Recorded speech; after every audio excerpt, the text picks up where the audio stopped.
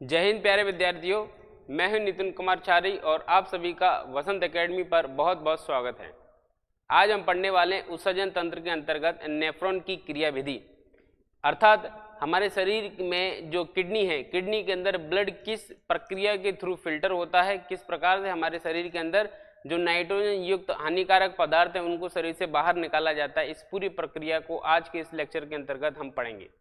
इसके पहले हमारा जो लेक्चर कंप्लीट हो चुका है उत्सर्जन तंत्र से संबंधित, इसका भाग 1, अगर वो किसी ने नहीं देखा है तो इसकी लिंक डिस्क्रिप्शन में आपको मिल जाएगी।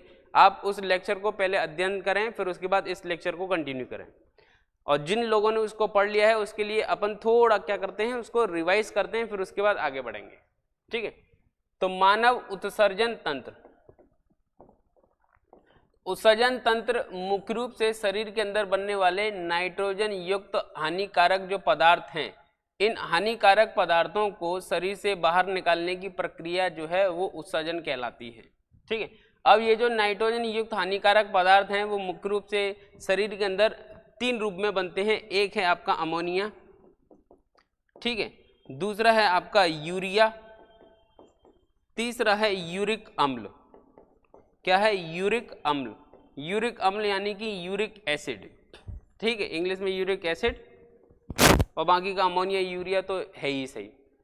ये 3 जो पदार्थ हैं वो नाइट्रोजन युक्त हानिकारक पदार्थ हैं जो शरीर में क्या करते हैं, आपको तकलीफ पैदा करते हैं, इसलिए इनको बाहर निकालने की प्रक्रिया उत्सर्जन कहलाती है।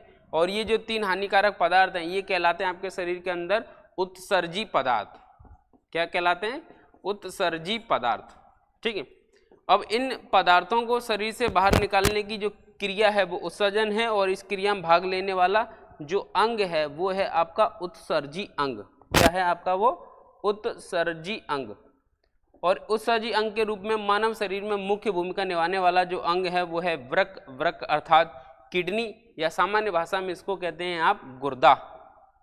क्या कहते हैं? गुर्दा। ये आपके शरीर के अंदर मुख्य उत्सर्जी पदार्थ है, यानी कि उत्सर्जन में मुख्य भूमिका निभाता है। ठीक है, अब ये उत्सर्जन में किस प्रकार से भूमिका निभा रहा है, किस प्रकार से काम कर रहा है। ठीक है, तो आपके शरीर के अंदर जो किडनी है वो इस प्रकार से सेम के बीच के आकार की है, जो 2 भागों में बटी हुई है। ठीक है, एक जो हिस्सा है वो राइट किडनी कहलाता है और एक हिस्सा लेफ्ट किडनी। इसके अंदर रीनल धमनी एंटर करती है। रीनल धमनी क्या कर रही है? आपके अशुद्ध रक्त को लेके आ रही है, यानी कि उस इम्प्योर ब्लड को ला रही है जिसके अंदर ये नाइट्रोजन युक्त पदार्थ मौजूद हैं। ठीक है, अब इस नाइट्रोजन युक्त पदार्थ जब जैसे इस किडनी के अंदर एंटर करता है तो उसको सबसे पहले मिलता है आपका ये वाला हिस्सा जिसको अपन नाम देते हैं मेड्यूला। ठीक है, मेड्यूला से होते हुए छोटी छोटी नलिकाएं अंदर की ओर प्रवेश कर जाती है, जो है आपके कॉर्टेक्स वाला हिस्सा, यानी कि ये जो हिस्सा अपन देख रहे हैं ये है कॉर्टेक्स। ठीक इसी प्रकार से यहाँ भी होगा। ठीक है, अब इस कॉर्टेक्स वाले हिस्से में एक कप के प्याले जैसी संरचना पाई जाती है जिसका नाम है नेफ्रॉन।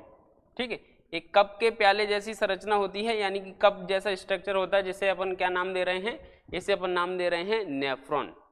यही नेफ्रॉन जो है वो आपके शरीर के अंदर किडनी के अंदर मुख्य रूप से ब्लड को फिल्टर करता है, और इस लेक्चर के अंदर हम इसी की क्रियाविधि को समझेंगे। अब इसकी क्रियाविधि को समझने के लिए इसके पहले डायग्राम को समझ लें। ठीक है, और डायग्राम को समझने के लिए पहले अच्छे से अपन फोकस करें इस डायग्राम को बनाने की। ठीक है, ये इस तरीके से आप एक कप के आकार की संरचना बनाएं। ठीक है,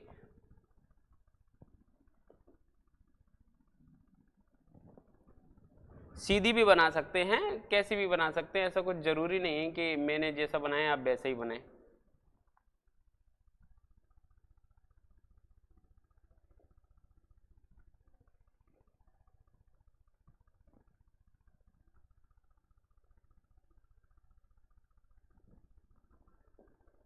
ठीक है, थोड़ा डायग्राम बनाने का प्रयास करें जिससे चीजें थोड़ा और अच्छे से क्लियर हो जाएंगी। ये क्या है? आपका नेफ्रॉन का डायग्राम है। नेफ्रॉन के अंतर्गत जो सबसे पहला हिस्सा आपको दिखाई दे रहा है वो है ग्लोमेरुलस। यहाँ पे एक धमनी जो है वो आके प्रवेश करती है। इस धमनी का नाम है अफरेंट आर्टरी। मैं ए लिख देता हूँ, हिंदी में कहते हैं अभिवाही धमनिका। क्या कहते हैं? अभिवाही धमनिका, यानी कि अफरेंट आर्टरी। अब ये जो आर्टरी है इसके अंदर आके आपस में उलझ के जाल बनाती है, और जब यहाँ से निकलती है तो इसका जो साइज है, डायमीटर जो है वो इसकी अपेक्षा छोटा हो जाता है। देखो यहाँ पे इसका साइज जो दिखाई दे रहा है उसकी अपेक्षा दूसरे वाले का साइज क्या है, कम है। ठीक है, ये जो साइज है और ये जो साइज है, इन दोनों में अंतर दिखाई दे रहा है आपको। ठीक है, जब इसमें से ब्लड बाहर निकलता है, जब इसमें से ब्लड अंदर आएगा तो ये वाला जो हिस्सा है इसको अपन कहते हैं ग्लोमेरुलस। इसको क्या कहते हैं, ग्लोमेरुलस। हिंदी में लिख देता हूं, ग्लोमेरुलस। ठीक है, तो ये ग्लोमेरुलस है, लाल रंग का गुच्छा जो अपन देख रहे हैं। ठीक है, इस लाल रंग के गुच्छे का निर्माण कैसे हो रहा है कि अफरेंट आर्टरी यानी कि अभिवाही धमनिका जो है वो इसके अंदर प्रवेश करती है, आपस में उलझ के जाल बना लेती है, उस जाल को अपन ग्लोमेरुलस कह रहे हैं।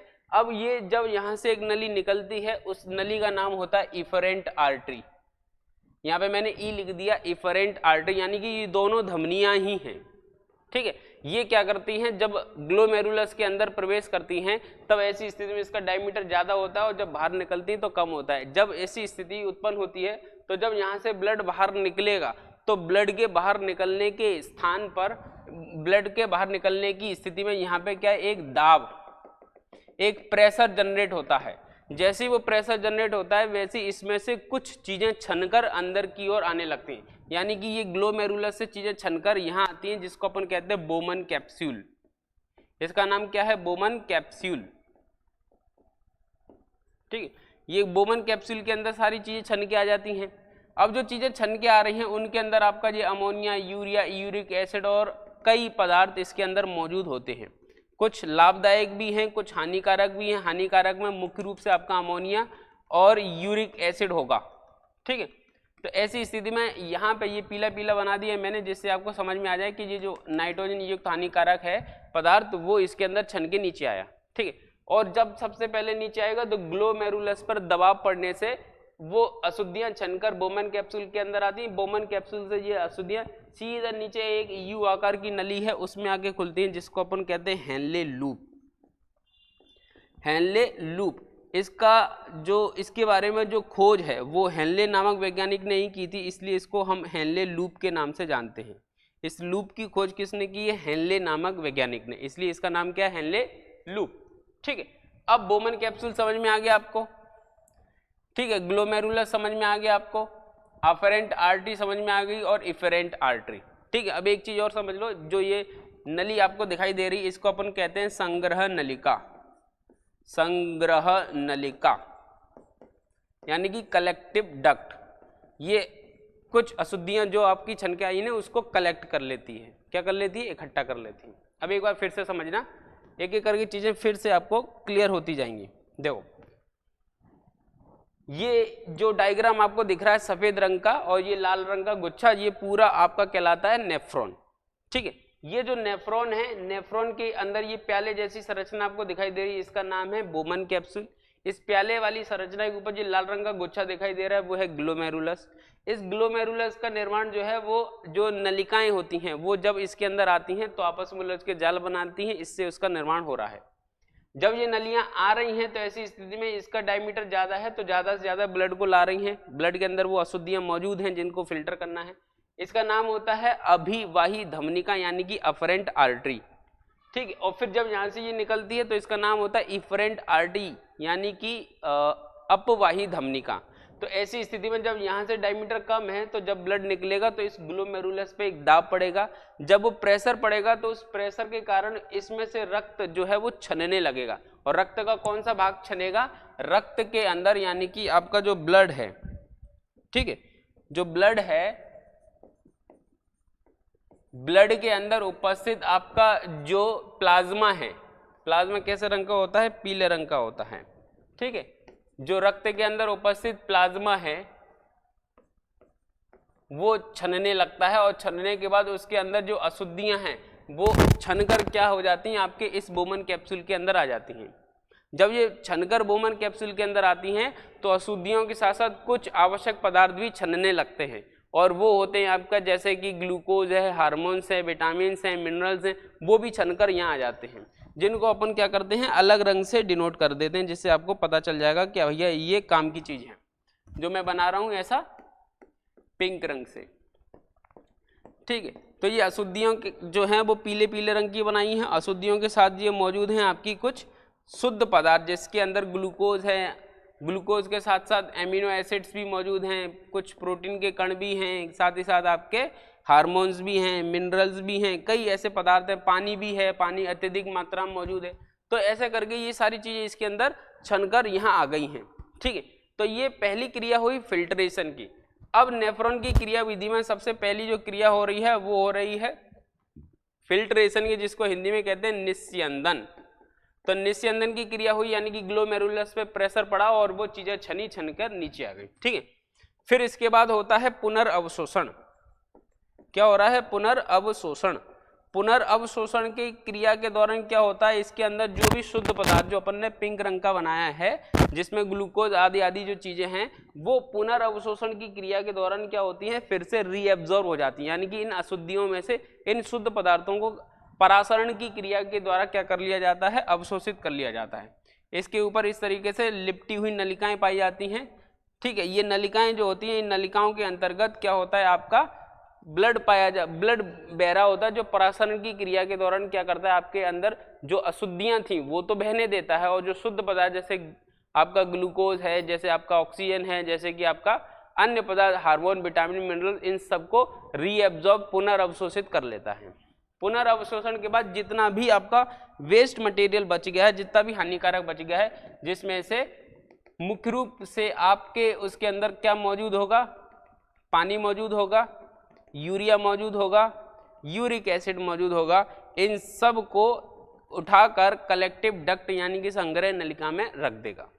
संग्रह नलिका के बाद ये जो होगा, वो अशुद्धि जो होगी वो यहाँ हाइलस में आ जाएगी। हाइलस से होते हुए एक नली निकलेगी, इस नली का नाम है आपके यूरेटर।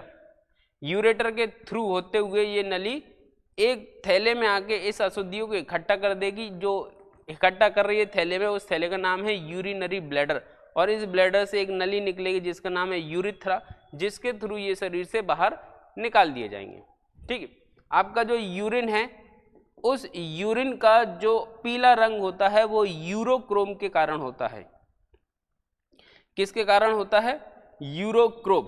यूरोक्रोम नाम का एक पिगमेंट यानी कि रंजक पाया जाता है, इसकी उपस्थिति के कारण यूरिन का रंग पीला होता है।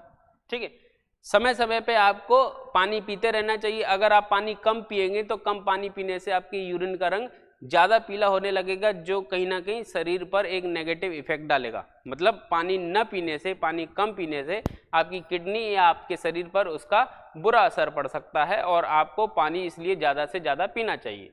जैसे गर्मियाँ आ रही हैं तो गर्मियों के समय में कम से कम 8 लीटर पानी पीना चाहिए। ठीक है, तो पानी का विशेष ध्यान रखना। ये है आपके शरीर के अंदर क्रिया विधि, जिसके माध्यम से ब्लड फिल्टर होता है और ब्लड के अंदर उपस्थित जो हानिकारक पदार्थ हैं वो बाहर निकाल दिए जाते हैं। आवश्यक पदार्थ जो छनकर गलती से कहाँ पहुंच गए हैं, हेनले लूप में पहुंच गए हैं, तो उसका पुनर्अवशोषण की क्रिया के द्वारा क्या हो जाता है, अवशोषित कर लिया जाता है। फिर बचे जो हानिकारक पदार्थ वो निपटा दिए जाते हैं। ठीक है, अब एक एक करके इनको रिवाइज कर लेते हैं। ठीक है, जैसे नेफ्रॉन की क्रिया विधि के अंदर हमने देखा कि रक्त में सभी उत्सर्जी पदार्थ को हटाया और आवश्यक पोषक तत्वों को रुधिर में बनाए रखने की जो प्रक्रिया होती है, या ये दोनों क्रियाएं जो होती हैं वो किडनी के माध्यम से की जाती है, और किडनी के भीतर उपस्थित नेफ्रॉन इस पूरी क्रिया विधि को संपन्न करता है। यानी कि ब्लड के फिल्टर करने की जो प्रक्रिया है वो अल्टीमेटली किडनी के अंदर मौजूद नेफ्रॉन के माध्यम से हो रही है। यानी कि काम नेफ्रॉन कर रहा है, नाम किडनी का हो रहा है। लेकिन अपन अब पढ़ चुके हैं, तो ऐसी स्थिति में अगर कोई पूछे तो आपको बता देना है कि नेफ्रॉन हमारे शरीर के अंदर ब्लड को फिल्टर करता है। ठीक, अब ये फिल्ट्रेशन की क्रिया जो है वो दो प्रकार से हो रही है। सबसे पहले तो आपके शरीर के अंदर फिल्टर हो रहा है, अशुद्धियां बाहर निकल रही हैं, अशुद्धियों के साथ गए कुछ शुद्ध पदार्थ उनका अवशोषण हो रहा है, रीएब्जॉर्प्शन हो रहा है, पुनर्अवशोषण। तो दूसरी क्रिया जो है वो पुनर्अवशोषण की, जिससे आवश्यक पदार्थ को एब्जॉर्ब कर लिया जाता है। ठीक है, अब फिल्ट्रेशन कैसे होता है? नेफ्रॉन में एक चौड़ी अभिवाही धमनिका यानी कि अफरेंट आर्टरी, जिसको हमने कैपिटल ए में लिखा था समझने के लिए, अफरेंट आर्टरी रुधिर को कहाँ लेके आती है? ग्लोमेरुलस में लाती है। ठीक है, जब इसमें से एक पतली नलिका जो है अभिवाही धमनिका के समान जो इसमें एक और नलिका है जो बाहर निकल रही है वो है अपवाही धमनिका यानी कि इफरेंट आर्टरी। ठीक है, इसको हमने ई से लिखा था। जब बाहर निकलती है तो ग्लोमेरुलस पर एक प्रेशर जनरेट करती है, एक दाब उत्पन्न करती है। इस प्रकार ग्लोमेरुलस पर एक उच्च दाब तंत्र का निर्माण होता है। इस दाब के परिणाम स्वरूप प्लाज्मा जो है, रक्त के अंदर उपस्थित जो प्लाज्मा है वो छनकर कहाँ पहुंच जाता है, बोमन कैप्सूल की भित्ति यानी कि दीवारों में पहुंच जाता है, यानी कि छनकर बोमन कैप्सूल के अंदर आ जाता है। एक वयस्क व्यक्ति जो है वो प्रतिदिन लगभग 1800 लीटर, कितना, 1800 लीटर ब्लड को क्या कर रहा है, फिल्टर कर रहा है। अब बोले कि आपके शरीर में 1800 लीटर ब्लड होता है क्या? नहीं, एक स्वस्थ एक वयस्क व्यक्ति के अंदर लगभग आपके शरीर का जो वजन है, भार है, उसके 7% मात्रा में ब्लड होता है। ठीक है, अब आप कहो कि मेरा वजन 100 किलो है तो मतलब 7 लीटर होना चाहिए, नहीं, एवरेज अगर हम देखें तो लगभग 5 से 5.5 लीटर ब्लड होता है, इसके ऊपर नहीं होता है। ठीक है, अब ऐसी स्थिति में अगर किसी का वजन 100 किलो 150 किलो है तो ऐसी स्थिति में क्या है कि उसके शरीर में ब्लड की कमी नहीं है, मांस चर्बी ज्यादा है, मांस तो छोड़ो, चर्बी ज्यादा है, चर्बी ज्यादा है इसका मतलब उसके शरीर में दिक्कत आएगी। ठीक है, तो एक व्यक्ति के अंदर लगभग 5.5 लीटर तक ब्लड होगा, 5 से 5.5 लीटर के आसपास। ठीक है, अब यही 5 से 5.5 लीटर ब्लड जो बार बार फिल्टर होता रहता है वो फिर जाएगा शरीर में, घूमेगा, फिर किडनी में आएगा और दोनों किडनी इस क्रिया को कर रही हैं। तो एक दिन के अंदर 24 घंटे के अंदर एक व्यक्ति का लगभग 1800 लीटर ब्लड फिल्टर हो जाता है। और 1800 लीटर ब्लड के फिल्टर होने में से उसमें से लगभग 180 लीटर जो ब्लड है वो छनकर कहाँ आ जाता है, वो आपके हेनले लूप में आ जाता है, यानी कि वो फिल्टर हुआ है। बाकी का 1800 में से लगभग बाकी का जो था वो बॉडी के अंदर वापस चला गया। ठीक है, इसमें से 180 लीटर छनकर नीचे आता है और इस 180 लीटर में से 1.45 या लगभग आप 1.5 लीटर मान लो, 1.5 लीटर के आसपास आपका यूरिन बनता है। यानी कि एक दिन के अंदर एक व्यक्ति जो है लगभग 1.5 यानी कि 1.5 लीटर यूरिन का निर्माण करता है, जिसके अंतर्गत आपके कुछ हानिकारक पदार्थ मौजूद होते हैं, जिसमें मुख्य रूप से यूरिया होता है। ठीक है, यूरिया के साथ कुछ मात्रा में यूरिक एसिड भी होता है। अमोनिया क्यों नहीं होता? क्योंकि भैया अमोनिया का जो कन्वर्जन है वो किडनी के लीवर के माध्यम से कर दिया गया है, यानी कि आपके शरीर में बना हुआ अमोनिया जो है लीवर ने उसको यूरिया में कन्वर्ट कर दिया है। इससे संबंधित अपना पिछला लेक्चर है, आप उसको पढ़ लेना, जिससे आपको चीजें समझ में आ जाएंगी। ठीक है, आगे बढ़ते हैं। हाँ, आगे क्या कहना चाह रहा है, पुनः अवशोषण की जो क्रिया है, यानी कि अभी क्या हुआ, फिल्टर हुआ, फिल्टर होने के बाद अब रीएब्जॉर्प्शन होगा, यानी चीजें अवशोषित होने लग जाएंगी जो आवश्यक है वो। ठीक है, तो बोमन कैप्सूल में छनने के बाद रक्त नेफ्रॉन के बाहर निकल जाता है। रक्त जो है वो जो शुद्ध रक्त हो गया है वो बाहर चला जाता है, जो बच गई अशुद्धि वो नेफ्रॉन के हेनले लूप में आ जाती है। नेफ्रॉन की विभिन्न नलिकाओं से गुजरते हुए रक्त निस्यंद उपस्थित अनेक लाभदायक तत्वों को नलिका के चारों ओर मौजूद रक्त केशिकाएं यानी कि ब्लड कैपिलरीज जो होंगी वो हेनले लूप के चारों ओर मौजूद होंगी, जो अपन ने डायग्राम में नीले रंग की बनाई थी। ठीक है, जो रक्त को पुनः जो अशुद्धियां जो हैं उनके अंदर उपस्थित शुद्ध पदार्थ को क्या कर लेंगी, पुनः अवशोषित कर लेंगी। इसके अंदर जो भी शुद्ध पदार्थ होंगे उसको पुनः अवशोषित कर लेंगे, रीएब्जॉर्ब कर लेंगे। ठीक है, जैसे यहाँ पे अपन ने इस तरीके से बनाया था ना यू, अब यहाँ पे कुछ ऐसे नलिकाएं लिपटी हुई हैं। ठीक है, अब ये जो लिपटी हुई नलिका है वो परासरण की क्रिया के माध्यम से क्या करेंगी, इसके अंतर्गत जो शुद्ध पदार्थ है जैसे ग्लूकोज है, ठीक है, जैसे कि आपके शरीर के अंदर अतिरिक्त जल है, जैसे आपके शरीर के अंदर हार्मोन्स है, विटामिन है, मिनरल्स है, वो ये जो लिपटी हुई नलिका है वो इस चीज को एब्जॉर्ब कर लेंगे। पुनर्अवशोषण के दौरान ये पुनः अवशोषित हो जाएंगे। अवशोषण के बाद जो बचेगा हानिकारक पदार्थ उसको कलेक्टिव डक्ट में डाल देंगे। ये आपकी कलेक्टिव डक्ट है, इस डक्ट के थ्रू ये शरीर से बाहर निकल जाएगा, है ना। निस्यंद से अधिकांश जल का अवशोषण परासरण की क्रिया के द्वारा होता है। ये याद रखना है, यहाँ पे एक एक फैक्ट से परीक्षा में प्रश्न बन जाएगा कि किडनी के दौरान जो पुनर्अवशोषण की क्रिया हो रही है वो किसके द्वारा हो रही है। तो पुनर्अवशोषण की क्रिया में मुख्य रूप से परासरण यानी कि ऑस्मो रेगुलेशन की क्रिया होती है, जिससे ये जो अशुद्धियां हैं वो तो आगे बढ़ जाती हैं और जो शुद्ध पदार्थ हैं वो अवशोषित कर लिए जाते हैं। ठीक है, अब ये तो थी आपके किडनी के फिल्टर की प्रक्रिया या नेफ्रॉन की क्रिया विधि।